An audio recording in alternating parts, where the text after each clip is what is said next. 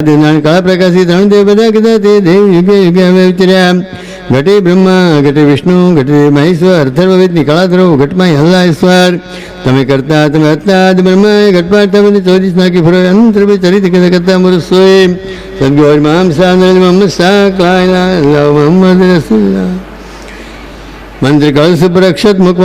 आप लोगों ने यह मंत्र सुन लिया होगा।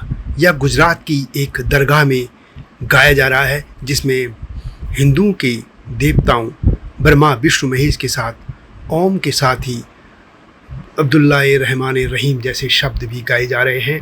और यही इतना भर नहीं है, यहाँ पर भगवान विष्णु के 10वें अवतार का भी ऐलान कर दिया गया है।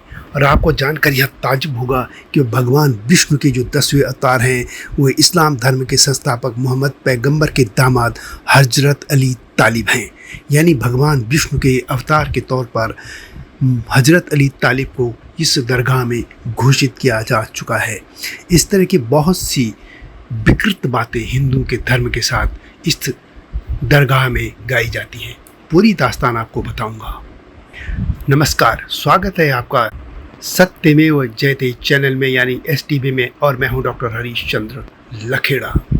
यह जो कुछ हो रहा है यह सब गुजरात की राजधानी अहमदाबाद से मात्र 20 किलोमीटर के आसपास हो रहा है। और यह नहीं, यह पिछले कई वर्षों से हो रहा है। और हिंदू धर्म को विकृत करने में हिंदू भी शामिल हैं।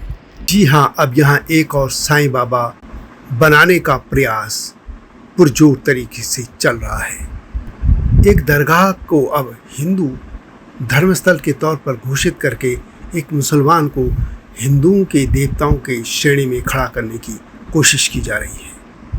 यह एक मजार है, कब्र है, दरगाह है, जहाँ 400-500 साल पहले की एक व्यक्ति गाड़ दिया गया था और अब तो उसकी हड्डी भी नहीं बची होगी, लेकिन उसे मतमंद हिंदू पूज रहे हैं। जबकि उन्हें मालूम होना चाहिए कि गीता में भगवान श्री कृष्ण क्या कह चुके हैं। अहमदाबाद से लगभग 16 किलोमीटर की दूरी पर एक छोटा सा गांव है पीराना, जो अपनी कई दरगाहों के लिए प्रसिद्ध है। और यहाँ की सबसे प्रसिद्ध दरगाह सैयद इमाम शाह बाबा की है। खास बात यह है कि इसी जगह को अब तीर्थधाम प्रेरणा पीठ के नाम से जानने की कोशिश की जा रही है। और कहा जा रहा है कि इस भूमि पर आदिनारायण श्री हरि विष्णु भगवान के 10वें कल के अवतार श्री निष्कलंकी नारायण और धरती माता कुमारिका का शुभ विवाह हुआ था। सदगुरु श्री हस्तेज जी महाराज ने 600 वर्ष पूर्व यहाँ सनातन सतपंथ धर्म की स्थापना की थी। इस कारण इस क्षेत्र में अब तनाव भी बढ़ गया है। दरगाह और इस मंदिर को लेकर विवाद भी शुरू हो गया है, मामला अदालत में जा चुका है। लेकिन प्रश्न यह है कि यह मंदिर हो या दरगाह, यहाँ पर जो पूजा हो रही है वास्तव में वह एक मृत व्यक्ति की हो रही है। कब्जा किसी का भी हो, हिंदुओं का हो मुसलमानों का, लेकिन हिंदुओं के लिए मैं कह रहा हूँ कि जो भी पूजा हो रही है वह मृत व्यक्ति की हो रही है। और हिंदू धर्म में किसी भी शव को पूजने की अनुमति नहीं दी गई है। धर्म ग्रंथ किसी भी भूत प्रेत या कंकाल शव मृत व्यक्ति इसकी पूजा को अनुमति नहीं देते हैं, इसको गलत मानते हैं। यहाँ कहा गया है कि जो जिसकी पूजा करेगा वह अगले जन्म में वही बनेगा। बात इतनी भर है। और दूसरा यह है कि हिंदू धर्म के साथ ऐसा छेड़छाड़ क्यों? हिंदुओं के देवताओं के साथ दूसरे धर्म के देवताओं को या उनके प्रमुख लोगों को क्यों पूजा जा रहा है? यह विशुद्ध तौर पर धर्म में छेड़छाड़ है या कोई सेकुलरिज्म नहीं है, कोई हिंदू मुस्लिम एकता की बात ही नहीं है। यह पूरी तरह से एक धोखा है जो लोगों को धोखा देकर कन्वर्ट करने की कोशिश की जाती रही है। माना जाता है कि यह दरगाह लगभग 500 साल पुरानी है। वह मुसलमान सूफी संत था और उसका नाम था सैयद इमाम शाह अब्दुल रहीम उर्फ इमाम शाह बाबा। आज लोग उसे इमाम शाह महाराज भी मानते हैं। उसके पिता का नाम था पीर कबीरुद्दीन और दादा का नाम था पीर सदरुद्दीन। और मूलतः ये लोग ईरान के रहने वाले थे। इनका काम था धर्म प्रचार, और धर्म प्रचार के लिए इन्होंने एक नया आडंबर रचा जिसमें नाम तो हिंदू जैसे थे, सतपंथ इन्होंने नाम रखा था, और इसमें लगभग सभी काम हिंदू के जैसे थे, लेकिन इसकी आड़ में बड़ी संख्या में गुजरात के लोग इस्लाम में चले गए। दरगाह की देखभाल के लिए काका नियुक्त होता है जिसका मुख्य काम अपने अनुयायियों के बीच सतपंथ धर्म का प्रचार करना होता है, और यह हमेशा भगवा रंग के कपड़े पहनता है ताकि हिंदू को संदेह न हो और काका पर आसानी से विश्वास हो जाए। हिंदू को और अधिक विश्वास दिलाने के लिए नई नई उपाधि तैयार कर काका को दी जाती है, और जिसके अनुसार उन्हें जगत गुरु सतपंथाचार्य भी कहा जाता है। यानी एक मुस्लिम दरगाह के व्यक्ति को जगत गुरु सतपंथाचार्य भी कहा जाता रहा है। 1939 में अहमदाबाद कोर्ट के आदेश पर इस दरगाह की देखभाल के लिए एक ट्रस्ट बनाया गया था, और इस ट्रस्ट में 7 ट्रस्टी सतपंथ समाज से हैं, 3 ट्रस्टी मुस्लिम सैयद समाज से, और 1 ट्रस्टी गादीपति काका होते हैं। गुजरात के ही लोगों का आरोप है कि पीराना के बाबा इमाम शाह को अब हंस तेज महाराज के तौर पर प्रतिष्ठित करने का अभियान शुरू हो गया है। पीराना को प्रेरणा तीर्थ नाम दिया गया है। यह काम हिंदू ही कर रहे हैं, जबकि मुसलमान इसे दरगाह के तौर पर ही बनाए रखना चाहते हैं। दरअसल पीराना गांव के या आसपास के जो लोग हैं उनमें पाटीदारों का एक समूह इमाम शाह की दरगाह की पूजा करता रहा है। अब इसी दरगाह को हिंदू तीर्थस्थल के तौर पर विकसित करने की कोशिश की जा रही है, जैसे कि साईं मंदिर में किया गया था। साईनाथ भी एक मुस्लिम थे और उन्हें कभी भगवान शिव, कभी विष्णु भगवान और इनका रूप बनाकर पूजने की कोशिश की जाती रही है। पिछले कुछ समय से इस दरगाह में झगड़ा विवाद शुरू हो गया था। दरअसल यहाँ का जो कच्छ कड़वा पाटीदार यानी पटेलों का एक बड़ा समूह है, वह इनका भक्त रहा है। ट्रस्ट में भी इनके लोग शामिल हैं। दरगाह में चढ़ाव आने लग गया तो विवाद भी बढ़ने लग गया। दरअसल हिंदू भी जानते हैं कि ये जो मुसलमानों का इनका जो एक पंथ है, यह हिंदू को मूर्ख बनाकर अपने धर्म में लाना ये इनका मुख्य उद्देश्य रहा है। इनकी असलियत सामने रखने के लिए एक सत्य प्रकाश नाम से एक पुस्तिका भी निकाली गई थी, जिसे 2011 में पाटीदार समाज के ही लोगों ने निकाला था, और इसमें लिखा है कि मियाँ या महादेव क्या है सच। इनकी जो फोटो भी बनाई गई है वह ऐसे लगते हैं जैसे हिंदू ही बाबा हो।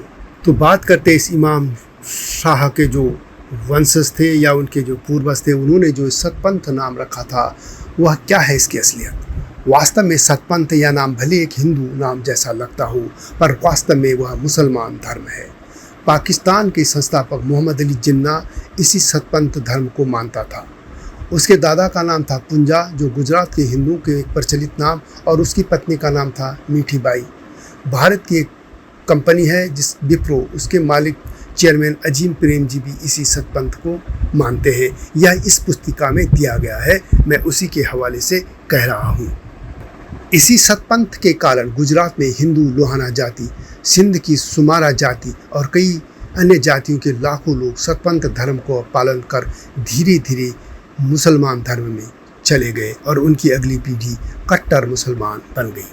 वैसे भी आपने देखा होगा कि किस तरीके से वे इस श्लोक में या जो भक्ति गान गा रहे हैं उसमें ओम रसूलुल्लाह और ऐसे कुछ नमः कह रहे हैं। अब सवाल यह है कि इस सतपंथ की ज़रूरत क्यों पड़ी। यह इस पुस्तिका में ही कहा गया है।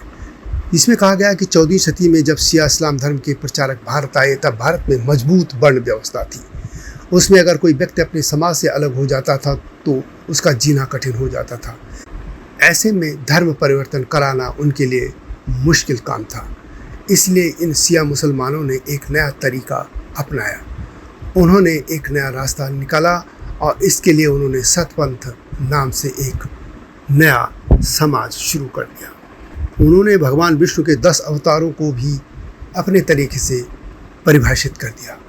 उन्होंने बनावटी हिंदू धार्मिक पुस्तक बनाए और हिंदू धर्मों के तरह उनके नाम लिखे 10 अवतार, नकलंकी गीता, मनहर ज्ञान आदि, और असली हिंदू भागवत दशावतार साहित्य में बताए गए भगवान विष्णु के अवतारों में मिलावट कर उन्हें भ्रष्ट किया। सबसे ज़्यादा मिलावट उन्होंने भगवान कृष्ण के अवतार और बुद्ध अवतार के साथ की, भगवान बुद्ध की। और जो कलयुग में कल के अवतार होना है उसके लिए उन्होंने घोषणा कर दी कि कल के अवतार पैदा हो चुका है और वह इस्लाम धर्म के संस्थापक मोहम्मद पैगंबर के दामाद हज़रत अली तालिब हैं। यानी उन्होंने हज़रत अली तालिब को भगवान विष्णु का 10वां अवतार घोषित कर दिया और निष्कलंकी नारायण यानी उन्होंने अली तालिब को सच्चे रूप में इस्लाम का रूज मानकर कहा कि यही विष्णु के सच्चे अवतार हैं। यह मामला अदालत में भी गया था कि इस्लाम के प्रचार के लिए हिंदू देवी देवताओं का उपयोग कैसे संभव है। मुंबई हाई कोर्ट ने अपने एक फैसले में कहा कि इस्लाम में धर्म परिवर्तन करने का आसान करने की एक यह रणनीति है जिसका नाम अल ताकिया रखा है, जिसका उपयोग करते समय इस्लाम में वर्जित सभी चीज़ें करने की अनुमति मिल जाती है। कह सकते हैं कि झूठ का सहारा लेकर इस्लाम धर्म का प्रचार करने की उनको अनुमति मिल जाती है ताकिया करके। इसीलिए सतपंथ में भगवान राम, कृष्ण, विष्णु, नारायण आदि का इन्होंने दुरुपयोग किया। भगवान विष्णु के 10 अवतारों को भ्रष्ट कर इमाम शाह ने 10 अवतार ग्रंथ फिर से लिखा। इसमें उसने 10 अवतार ग्रंथ को इस तरह से रचा कि भगवान राम, कृष्ण, कल्कि इत्यादि सभी देवियों के मुख से हिंदू धर्म को नीचाहीन बताया और इस्लाम को उच्च।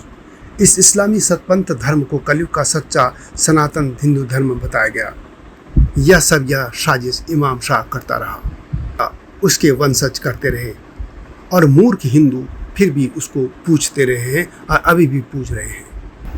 सतपंथ के शास्त्रों में हिंदू मान्यता के अनुसार भगवान विष्णु के 10वें अवतार कल के अवतार ने अरब देश में हज़रत मौला अली तालिब के नाम से जन्म लिया। कोई हिंदू शंका न करे इसलिए हज़रत मौला अली को भारतीय हिंदू नाम देने का इन्होंने प्रयत्न किया और उन्हें निष्कलंकी नारायण कहा।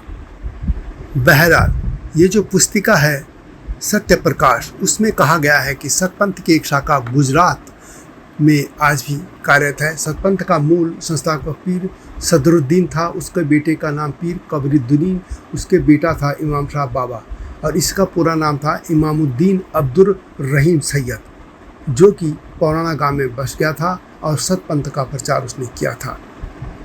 इसकी एक शाखा महाराष्ट्र के जलगांव के पास फैजपुर में भी है। इमामुद्दीन अब्दुल रहीम सैयद को हिंदू नाम देने के लिए उसे इमाम शाह महाराज कहा जाने लग गया। इसी सतपंथ धर्म से जुड़े हुए अनुयायियों का एक बड़ा समूह है कच्छ कड़वा पाटीदार, और पीराना सतपंथ का इतिहास और उसका कच्छ कड़वा पाटीदार से बहुत करीबी रिश्ता रहा है। इसी के अनुयायी अब कहते हैं ओम बिस्मिल्लाहिर्रहमानिर्रहीम, ओम आदि आदि आदि। वीडियो कैसी लगी कमेंट में उससे लिखें। मिलता हूँ जल्दी इस तरह की स्टोरीज के साथ, तब तक नमस्कार।